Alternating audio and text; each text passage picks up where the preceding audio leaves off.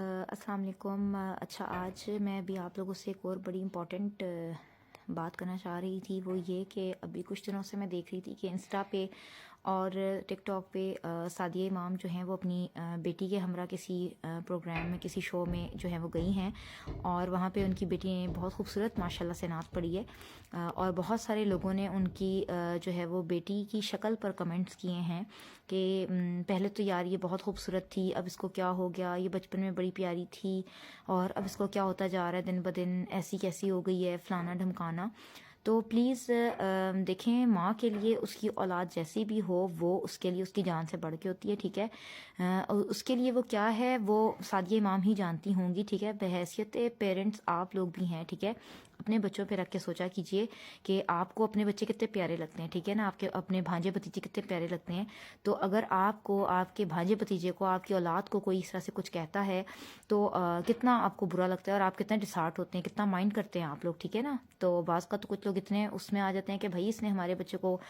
چھوٹے قد کا کیوں کہہ دیا، کالا کیوں کہہ دیا، پتلا کیوں کہہ دیا، موٹا کیوں کہہ دیا، ہر چیز پہ لوگوں کو اعتراضات ہوتے ہیں۔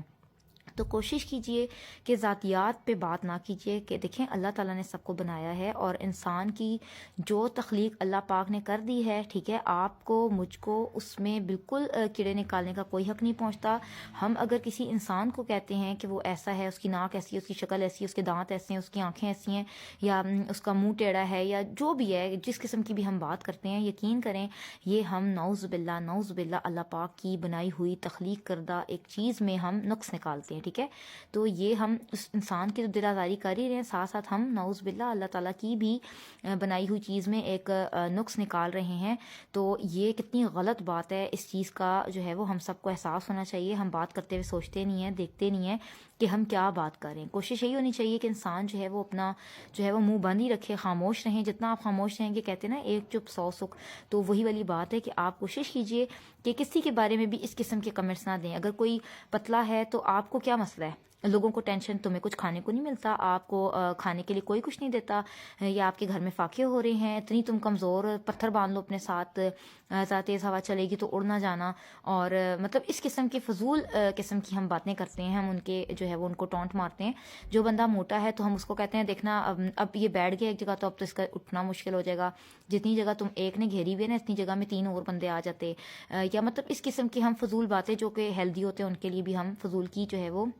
لینگویج یوز کرتے ہیں، الفاظ یوز کرتے ہیں، جو کہ نہایت ہی غیر مناسب جو ہے وہ ہمارا بیہیویئر ہوتا ہے اگلے کی طرف، اور اگلے کو ہماری اس بات سے کتنی تکلیف پہنچتی ہے، وہ کتنا ڈسہارٹ ہوتا ہے، وہ کتنا سٹریس یا ڈپریشن میں چلا جاتا ہے، اس چیز کا ہمیں اندازہ نہیں ہوتا۔ ہم تو بول کے چل پڑتے ہیں نا آگے، لیکن اگلے کے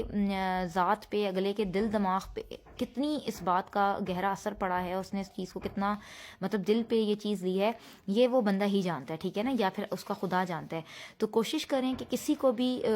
پتلا ہے، موٹا ہے، کالا ہے، گورا ہے، لمبا ہے، چھوٹا ہے، جو بھی ہے، ٹھیک ہے، وہ اللہ تعالیٰ کا اس کا معاملہ ہے،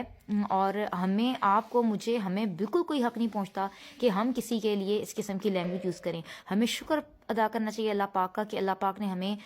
ہم مطلب محتاجگی نہیں دی ہوئی، ہمیں محتاجی نہیں ہے، ہم معذور نہیں ہیں، الحمدللہ ہم دیکھ سکتے ہیں، کھاتے پیتے چلتے پھرتے اپنے 100 کام ہم خود کرتے ہیں۔ تو ہمیں یہ چیز پہ اللہ کا شکر ادا کرنا چاہیے کہ اللہ نے ہمیں کوئی ایسی بڑی بیماری نہیں دے دی، کوئی ایسی ہمیں اللہ پاک نے وہ نہیں دے دی کہ جس کے لیے ہم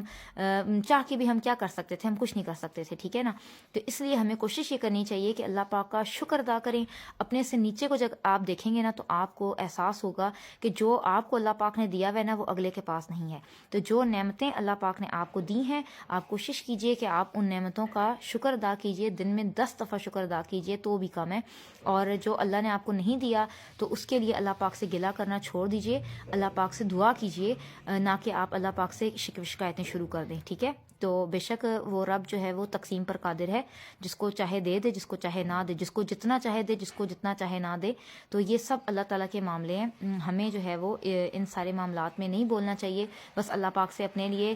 حق میں جو چیز بہتر ہے نا اس کی دعا مانگنی چاہیے کہ اللہ پاک اگر یہ چیز میرے حق میں بہتر ہے تو وہ ضرور مجھے دے، اور اگر نہیں ہے تو وہ اس کو مجھ سے دور کر دے۔ جزاک اللہ۔